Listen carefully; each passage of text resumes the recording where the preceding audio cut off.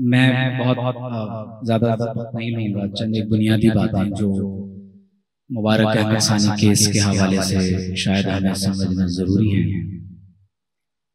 और चंद एक ऐसे मुशाहदात और तजर्बात जो इस पूरे केस को बिल्कुल अव्वल से इब्तिदा से आखिर तक देखने का मुझे मौका मिला है। तो मैं चाहूँगा कि ये मशाइख और उलमा जो स्टेज पर ख़ास तौर पर बैठे हुए हैं, अवाम से शायद मैं इतनी गुफ्तगू नहीं करना चाहता, मैं मशाइख और उलमा से बात करना चाहता हूँ। केस 2019 से शुरू हुआ है और हमने 2019 से इसको फॉलो नहीं किया, और आज 2024 है और अब जबकि फैसला होने के करीब है तो हम मैदान अमल में उतरे हुए हैं। तो इससे ये बात मालूम होती है कि हमारी कौमी और बैनुल-अक़वामी बड़े मसाइल पर जो अदम तवज्जुही है, इसने हमें बहुत पीछे लाकर खड़ा कर दिया। कुरान मजीद में अल्लाह ताला ने तौरात के बारे में फरमाया, वर्रब्बानियून वल अहबार बिमस्तुहफिज़ू मिन किताबिल्लाह। तौरात की हिफाजत का जिम्मा अल्लाह ने उस दौर के मशाइख और उलमा को अल्लाह ने वो जिम्मा अता फरमाया था कि वो अपनी किताब की हिफाजत करें, और अल्लाह तबारक व तआला हर दौर में अपने कलाम की हिफाजत के असबाब इन उलमा और मशाइख के जरिए से पैदा फरमाता है। वैसे इस खुशफहमी और गलतफहमी को हमें दूर कर लेना चाहिए कि हम शायद इस्लाम का दिफा करते हैं। अल्लामा इकबाल ने खुतबा इलाहाबाद में 1930s में ये कहा था कि तारीख ने अपनी बात को साबित किया है कि जब कभी आलम इस्लाम पर कोई नाजुक वक्त आया है तो मुसलमानों ने इस्लाम का दिफा नहीं किया है, मुसलमानों को मोहम्मद रसूलुल्लाह सल्लल्लाहु अलैहि वसल्लम के दामने शफाअत में पनाह मिली। तो ये बात अपने जहन से निकाल दें कि हम कोई दिफा कर सकते हैं। अगर आपको और मुझे अपने ईमान की हिफाजत चाहिए तो वो इस्लाम के दामन में मिलेगी। कुरान मजीद में अल्लाह ताला ने एक मकाम पर फरमाया, व अतीउल्लाह व रसूलहू, इताअत करो अल्लाह की और उसके रसूल की, वला तनाज़अू, और आपस में झगड़ा मत करो। इस वक्त सोशल मीडिया पर जिस तरह अहले सुन्नत के लोग बाहम दस्तो गिरबां हैं, तारीख में ये बात रकम की जाएगी कि जब बगदाद ताख्त ताराज हुआ, हलाकू खान चंगेज खान का पोता था, 800 साल हुकूमत स्पेन में खत्म हुई। तकरीबन 800 बरस या 1000 साल के करीब हिंदुस्तान में मुसलमानों ने अपना सूरज यहां पर तुलू होता हुआ देखा। जब ये बड़ी बड़ी इस्लामी सल्तनतें तबाह व बर्बाद हुई तो हम सुनते थे कि उस दौर में उलमा बहुत से सिली इश्यूज पर मुबाहिसे करते थे और लगता था कि शायद ये सब एग्जेजरेशन हैं। लेकिन आज के दौर में हमें जब हम फिलिस्तीन और खत्म नबूवत के मौजू को दोनों को एक साथ देखते हैं तो अंदाजा होता है कि 9/11 के बाद जब 70 लाख से ज्यादा मुसलमानों का कत्लेआम हो चुका हो, एथीइज्म बहुत तेजी से फैल रहा हो, ब्लास्फेमस पोर्नो ब्लास्फेमस कंटेंट इस वक्त मुआशरे में आम हो रहा हो और नौजवान नाउजुबिल्लाह मिन ज़ालिक बहुत तेजी के साथ इल्हाद की तरफ जा रहा है, और जिन मौज़ूआत पर इस वक्त सोशल मीडिया पर गुफ्तगू हो रही है तो अल्लाह ताला ने फरमाया, वला तनाज़अू, आपस में झगड़ा मत करो, फतफशलू, तो क्या होगा, तुम बुज़दिल बन जाओ, व तज़हब रिहुकुम, तुम्हारी हवा उखड़ जाएगी, वस्बिरु इन्नल्लाहा मअस साबिरीन, सब्र करते रहो, अल्लाह ताला सब्र करने वालों के साथ। हुज़ूर अलैहिस्सलातु वस्सलाम ने फरमाया, यूशिकु अन तदअ अलैकुमुल उमम कमा तदअ अल अकलतु इला क़सअतिहा, एक वक्त ऐसा आएगा कि अतराफ व अकनाफ आलम से फौजें मेरी उम्मत पर हमलावर होंगी और ऐसे एक दूसरे को मुसलमानों को ताख्त व ताराज करने की दावत देंगे जैसे भूखे दस्तरखान पर खाने के लिए एक दूसरे को दावत देते हैं। तो साहबा किराम ने पूछा, बड़ी तवील हदीस है, या रसूलुल्लाह सल्लल्लाहु अलैहि वसल्लम सबब क्या होगा? तो फरमाया, हुब्बुद दुनिया व कराहियतुल मौत, दुनिया की मोहब्बत और शहादत की नापसंदीदगी। इस बहुत एक ब्रीफ इंट्रोडक्शन के साथ नंबर 1, ये फर्ज किफाया है। यहाँ जितने मशाइख और उलमा बैठे हुए हैं, कुछ उलमा ऐसे तैयार करें जो इस्लामी फिक्र में तखस्सुस के साथ पाकिस्तान और बैनुल अक़वामी कानून में स्पेशलाइजेशन करें। मुबारक सानी केस में इब्तिदा से इंतहा तक मेरा पर्सनल एक्सपीरियंस ये रहा कि पूरे पाकिस्तान में मदारिस और खानकाहों में मुझे कोई एक फर्द ऐसा नहीं मिल सका, अल्लामा साहब तशरीफ फरमा है, कि जो बर वक्त दुरुस्त तहरीर असल केस को समझकर रिप्लाई कर सके उर्दू में, और अंग्रेजी में तो खैर आप भूल जाएं। तो हजरत थोड़ी सी शायद मैं कुछ ऐसी बातें कर दूं जो हकायक पर मबनी है। हम एक दूसरे को मुबारकबादें दे रहे हैं, नारे लगा रहे हैं, तो हकायक जमीनी बहुत मुख्तलिफ हैं। तो नंबर 1, ये फर्ज किफाया है कि कुछ उलमा तय कर लें, आज कुछ सोच लें अपने मदारिस में बैठ करके, भाई हम अपने यहाँ 5 स्टूडेंट्स की स्कॉलरशिप रखेंगे, या हम अपने यहाँ इस्लामिक लॉ का तखस्सुस का जो हमारा कोर्स है, हम उसमें साथ में पाकिस्तानी कानून को हम पढ़ाएंगे। हम अपने इदारे में पढ़ा रहे हैं, तो बाकायदा इस वक्त स्पेशलाइजेशन की जरूरत है कानून में, जिसमें कौमी और बैनुल अक़वामी कानून में इख्तिसास। नंबर 2, अपने लोगों को ब्यूरोक्रेसी में भेजें। कब तक ये नारे लगाते रहेंगे, शोर करते रहेंगे, शिकवे करते रहेंगे, यूं नहीं हुआ, वो नहीं हुआ, उसने ये कर दिया, उसने वो कर दिया। भाई आप क्यों नहीं पहुंचे वहां पर? आप क्यों नहीं पहुंचे वहां पर? आप क्यों कोशिश नहीं करते? मैं 5 साल से ज्यादा सीएसएस को पढ़ाता रहा हूं यूनिवर्सिटीज में। हजरत मजाल है कोई भूला भटका वहां पर कभी कोई आ गया, हमारे लोगों में से कोई नहीं जाता। शिकवा ये हो कि जनाब यूं हो गया और वो हो गया। आप में से कितने लोग हैं जिन्होंने अपने बच्चों को जज बनने के लिए कभी कोशिश की हो? हमारे यहाँ तो कभी रुझान ही नहीं है कि कोई बहुत बड़ा वकील या अच्छा जज बना जाए। तो ब्यूरोक्रेसी में जो आला तरीन इदारे होते हैं वहां अच्छे लोगों को। दूसरी बात यह है कि जज्बातियत से थोड़ा बाहर आकर केस की असल नौइयत को समझना जरूरी है। केस का इशू ये नहीं है कि कादियानी मुसलमान है या गैर मुस्लिम है। अगर हमारे आइन में न भी लिखा हो तो कादियानी गैर मुस्लिम है। आपको ये बात समझ आ रही है? पहले ये बात भी समझें कि अगर कोई बात दीनी और शरई मसले के तौर पर तय होनी है तो उसके लिए ये जरूरी नहीं है कि वो कोडिफिकेशन के बाद कॉन्स्टिट्यूशन में लिखी जाए। तो हमारे आइन के आर्टिकल 260 में जहां डेफिनेशंस को तय किया गया, ये बात मुतय्यन है कि कादियानी गैर मुस्लिम है, और सुप्रीम कोर्ट में ये केस जेरे बहस नहीं है कि कादियानी मुसलमान है या गैर मुस्लिम है, इसको क्लैरिफाई करें। नंबर 2, सुप्रीम कोर्ट में ये केस भी जेरे बहस नहीं है कि क्या कादियानियों को इन पब्लिक अलल ऐलान अपने लिटरेचर की तशहीर की इजाजत दी जा रही है। ये केस भी ज़ेरे बहस है।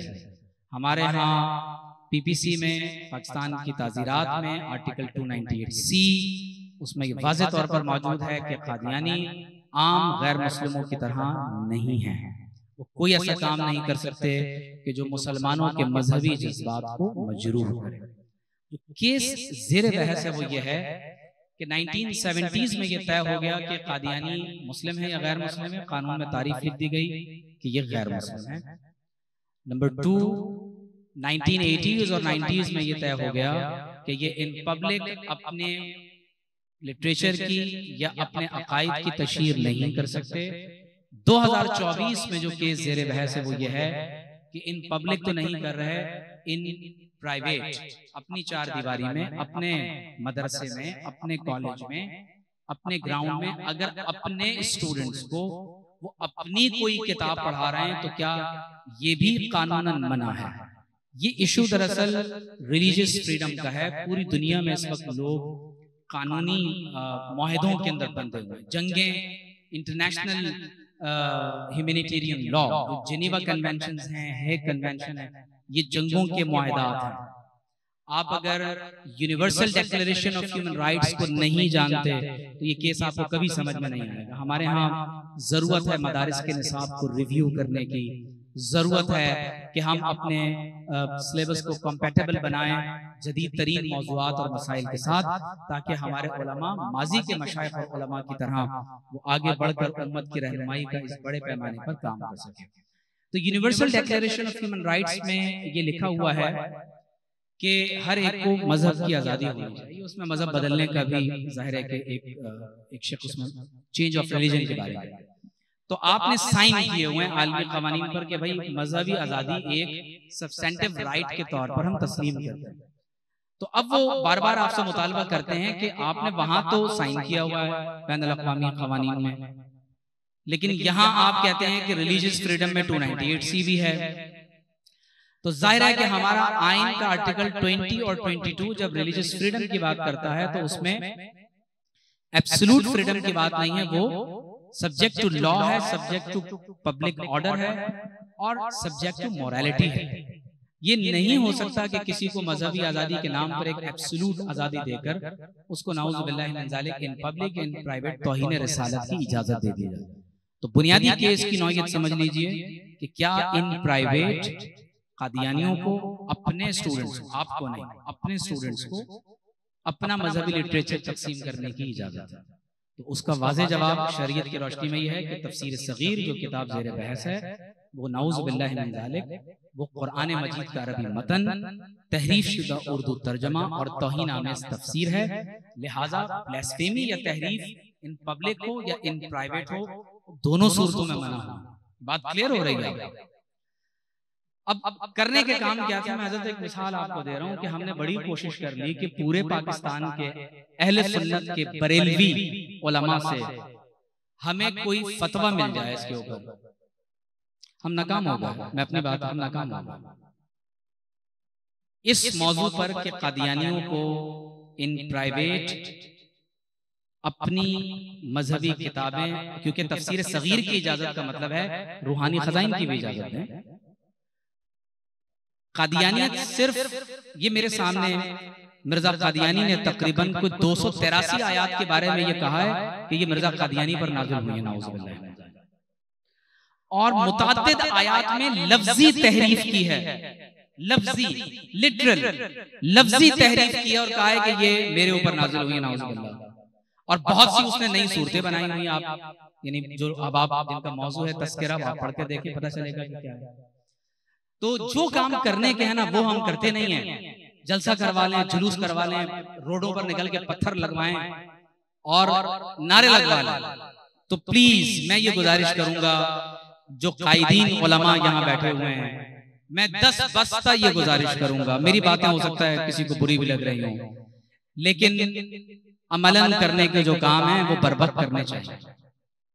हम बड़े उलमा से वीडियो बयान नहीं ले सके, अकाबिरीन से, मैं बरेलवी उलमा की बात कर रहा हूं, हम वीडियो बयान नहीं ले सके कि कादियानियों को पाकिस्तान में इन प्राइवेट तौहीन और तहरीफ की इजाजत नहीं हो सकती। इसमें कुछ शक हो सकता है किसी को? हम बरेलवी उलमा से ये बयान नहीं ले सकते। तो बहुत कुछ मैं इस पे कह सकता हूं, लेकिन मैं बस इसको इस हद तक रख रहा हूं कि हाँ, ना हम बयान दे सके वीडियो, ना हम इस पर कोई बाज़ाब्ता तौर पर हम खिताब, हम इस पे बाकायदा कोई फतवा दे सके। दूसरा मसला यह है कि पाकिस्तान में बहुत तेजी से डी इस्लामाइजेशन और सेकुलराइजेशन की तहरीक चल रही है। ये एक कानून नहीं जी।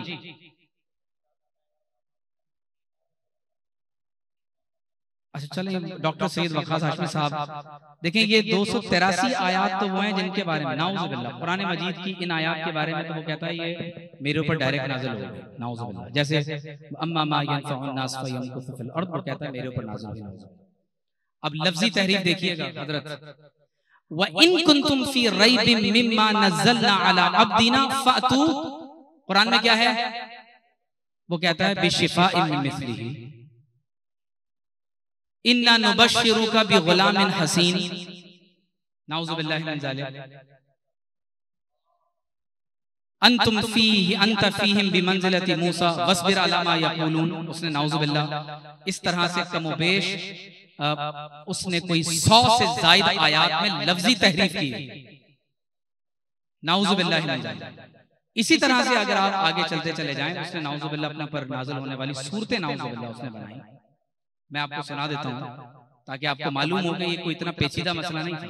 अस्हाबुस सुफ़्फ़ा वमा अदराका मा अस्हाबुस सुफ़्फ़ा, तरा आयुनहुम तफीदु मिनद्दम युसल्लूना अलैक रब्बना इन्नना समिअना मुनादियन युनादी लिल ईमान रब्बना आमन्ना फक्तुबना मअश शाहिदीन शानुका अजीबुन व अजरुका करीबुन व मआका जुंदुस समावाति वल अर्दीन। नाउज़ु बिल्लाहि मिन ज़ालिक। लफ्ज़ी तहरीफ मिर्जा कादियानी ने किताबों में की। तो अगर कादियानियों को नाउज़ुबिल्लाह इन प्राइवेट इसकी इजाजत दी जाए तो उसका मतलब है कि आपने नाउज़ुबिल्लाह लफ्जी और मानवी दोनों तरह की तहरीफात की इजाजत। फतवा देने का तो वक्त नवीद भाई गुजर गया, अब बयान का वक्त कम से कम है। वीडियो स्टेटमेंट उलमा से इस वक्त लेना चाहिए, आपके रास्ते में भी जो उलमा है उनसे लीजिए। 2-3 बातें मैं और करूंगा। नंबर 2, अभी राव साहब कह रहे थे ब्लास्फेमी बहुत तेजी से फैल रहा है। ये तो कुछ भी नहीं है जो मैंने आपको बताया। पाकिस्तान में बहुत तेजी के साथ इल्हाद और तौहीन का सिलसिला नाउज़ुबिल्लाह फैल रहा है और कुरान की वो तौहीन हो रही है जो फ्रांस में नहीं हुई। हजरत, जो तौहीन फ्रांस में नहीं हुई वो पाकिस्तान में हो रही है कुरान मजीद की। कौन कर रहे हैं आपको मालूम है? ये नौजवानों में जो आम तौर पर आपको लोग नजर आते हैं, उनके अंदर लोग सोशल मीडिया का एक्सेसिव यूज, पहले पोर्नोग्राफिक कंटेंट में जाते हैं, वहां से ब्लास्फेमी में चले जाते हैं। अमेरिका का वीजा कितने लोग छोड़ सकते हैं, ये है असल सवाल। हमारे वो तमाम तर मशाइख और उलमा जो बहुत कसरत के साथ अमेरिका आमद और रफ्त रखते हैं, तो ये एक बहुत इंपॉर्टेंट क्वेश्चन है। इसको मैं इख्तिताम की तरफ ले जा रहा हूँ। एक और मेरे लिए बहुत यानी मुझे तो मैं हवास बाख्ता भी हुआ सब बहुत ज्यादा। बड़े बड़े उलमा को हम यानी ये इशू सवाल ज़ेरे बहस रहा कि क्या कादियानियों के भी कोई मजहबी हुकूक हो सकते हैं? अगर लोग कहते हैं अगर कादियानी अपने आप को गैर मुस्लिम मान लें तो उनको हुकूक दिए जाएंगे। आपकी खिदमत में गुजारिश ये है कि आइन का निफाज इस बुनियाद पर नहीं होता कि आप आइन को मानते हैं या नहीं मानते। आइन का निफाज इस बात पर होता है कि वो चीज कानून में लिखी हुई है। कोई मानता है या नहीं मानता, बहुत सी शिकों पर उलमा भी एतराज करते हैं, लेकिन उसका निफाज इस बुनियाद पर नहीं होता कि कौन किसी शिक को मानता है या नहीं मानता। उलमा को रद्द कादियानियत मदारिस में पढ़ाने की जरूरत है। हमारे मदारिस के निसाब में रद्द कादियानियत नहीं है, इसको एज सिलेबस शामिल किया गया। रिलीजियस फ्रीडम इस वक्त एक बहुत बड़ा इशू है, इंटरनेशनल सतह पर चल रहा है। कैपेसिटी का प्रॉब्लम है, हम क्या वहां खड़े होकर बात कर सकते हैं, ये बहुत बड़ा इशू हमारे अंदर है। जलसे में जैसे मैं यहाँ में बोल रहा हूँ कि मेरे लिए शायद बहुत आसान है, लेकिन ग्राउंड पे जो असल रियलिटीज हैं उनको देखना ये डायरेक्ट एक चैलेंजेबल होता है। मैं अपनी बात को इख्तिताम की तरफ ले जा रहा हूँ। एक नया इशू जो ज़ेरे बहस इस वक्त थोड़ा अंडर द कारपेट है, वो ये है कि हमारे यहाँ बाज़ लोग जज्बात में ये कह देते हैं कि भाई आलमी सतह पर ऐसा कानून बनवाएं कि किसी मजहबी शख्सियत की तौहीन नहीं की जाएगी। ये सुना होगा आप लोग कहते हैं कि भाई हमारे नबी की तौहीन नहीं की जाएगी, आलमी सतह पर कोई कानून बनवाएं। आप शौक से बनवाएं, लेकिन क्या आपका क्या ख्याल है वो सिर्फ हमारे नबी सैयदुल मुरसलीन खातमुन नबिय्यीन मुहम्मद रसूलुल्लाह सल्लल्लाहु अलैहि वसल्लम की हुर्मत और नामूस का ही कानून बनवाएंगे? वो फिर कहेंगे तमाम रिलीजन्स, तमाम मज़ाहिब। हजरत, ये बिल आ चुका है, ये बिल आ चुका है, ज़ेरे बहस रहा है कि क्या पाकिस्तान के कवानीन में जो मजहब की तौहीन का मामला है तो इसमें तमाम मजहबी शख्सियात का लफ्ज डाल दिया जाए। तो अगर तमाम मजहबी शख्सियात का नाम डाल दिया जाए तो उसमें मिर्जा कादियानी भी है। तो जब हम इतने बड़े बड़े मौज़ूआत को, यानी हमारे पास कोई ऐसी कानूनी टीम नहीं है जो बर वक्त चीजों को टैकल करे। कौन से इश्यूज हैं जो इस वक्त जब मैं बात कर रहा हूं, कौन से इश्यूज हैं जो इस वक्त ज़ेरे बहस हैं, उनको डील करने की कानूनी स्ट्रेटेजी क्या होगी, किस तरह से आप लॉबिंग कर सकते हैं। तो ये ग्राउंड पर खड़े होकर करने का काम है जिससे हम बहुत दूर रहते हैं। मैं अपनी बात को इख्तिताम की तरफ ला रहा हूँ इस बात के साथ कि मसले खत्म नबूवत को हम डायरेक्ट जंग यमामा से शुरू करते हैं। आप ये देखें कुरान ने क्या कहा, और हुजूर अलैहिस्सलातु वस्सलाम ने जो मुसलमा कज़्ज़ाब को खत लिखा, और मुसलमा के पास नाउज़ुबिल्लाह जो हुजूर अलैहिस्सलातु वस्सलाम का खत आया, हुजूर ने उसका क्या जवाब दिया, सहाबा ने उस पर किस तरह रिएक्ट किया। तो अपनी बात को मैं यहाँ खत्म कर रहा हूँ एक छोटी सी बात बयान करके जब 90s में खत्म नबूवत के हवाले से केस चल रहा था, मुजीबुर रहमान बनाम रियासत, ज़हीरुद्दीन बनाम रियासत, केसेस चलते रहे, तो बहुत बड़े नामवर वकील हैं सैयद रियाज शाह, जो इस वक्त की मुकदमा लड़ रहे थे, तो उनके सामने अदालत में एक मसला पेश आया। वो मसला ये था कि जज ने ये कहा कि अगर तुम कुरान मजीद की कोई ऐसी आयत सुना दो कि कादियानी कह रहे हैं कि हम आप सल्लल्लाहु अलैहि वसल्लम को नबी मानते हैं, यहां तक कह रहे हैं खातमुन नबीयीन भी मानते हैं, ये भी कहने लगे। और कादियानियों का अगर आप मिर्जा मसरूर का बयान पढ़ें या उनका बैतनामा पढ़ें, वो लिखते हैं खातमुन नबीयीन, लेकिन उसका माना क्या है? वो कहते हैं नाउज़ुबिल्लाह, हुजूर जिस पर मोहर लगा देंगे वो भी नबी बन जाएगा, नाउज़ुबिल्लाह। जबकि अकीदा खत्म नबूवत यह है कि हुजूर अलैहिस्सलातु वस्सलाम के बाद किसी को नबूवत अता नहीं की जाएगी ज़रूरियात दीन से।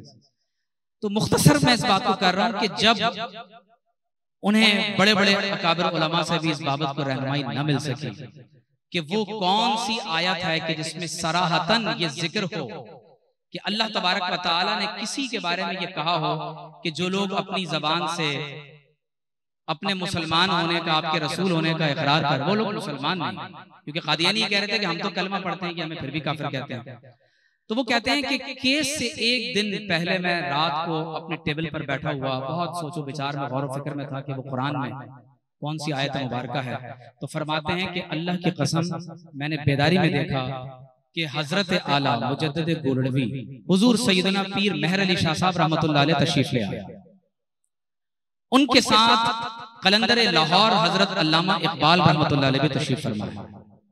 तो आपने पूछा कि शाह साहब आप क्यों परेशान हैं? तो आपने अर्ज किया कि हुजूर सुबह जज ने कहा है कोई ऐसी आयत बतानी है जो बिल्कुल वाज़ेह हो, इधर दाएं बाएं की कोई बात नहीं करनी, तो कोई आयत समझ में नहीं आ रही। तो आपने कुरान मजीद उठाया और सूरतुल मुनाफिकून की पहली आयत पर निशान लगाकर कहा ये आयत आपके लिए सरी दलील है।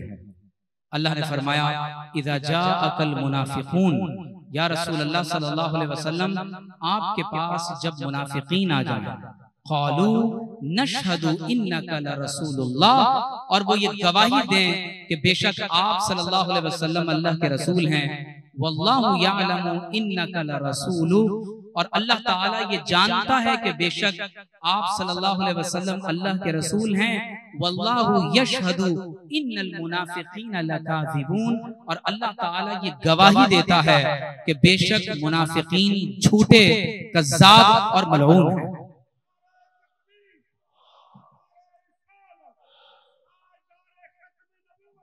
तो हमारा ताल्लुक उन अकाबिरीन से है जिन्होंने मिर्जा कादियानी को शिकस्त फाश दी। हमारा ताल्लुक उन अकाबिरीन से है कि जिनका फैज आज भी जारी है। जरूरत इस अमर की है कि आपस के इख्तिलाफात को खत्म करें, बाहिमी चपकलिशों को दूर कर दें, अपने दिलों को करीब करें। तहसबुहुम जमीअन व क़ुलूबुहुम शत्ता, ये कैफियत इस वक्त हमारी बनी हुई है, और अपने अकाबिरीन की तरफ रुजू करेंगे तो इंशाअल्लाह ताला वो फैज फिर हमारी तरफ मुतवज्जह होगा। और अल्लाह तबारक व ताला ने चाहा तो इन्नहुम यकीदून कैदन व अकीदु कैदा, अल्लाह ताला हमें अपने मंसूबे का हिस्सा बनाएगा और हमें दीन की इस खिदमत से सरफराज फरमाएगा। व आखिरु दावाना अनिल हम्दुलिल्लाहि रब्बिल आलमीन।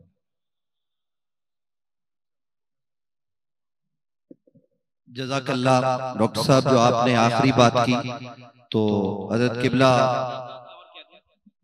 मैं इसको जलसा नहीं समझ रहा अभी।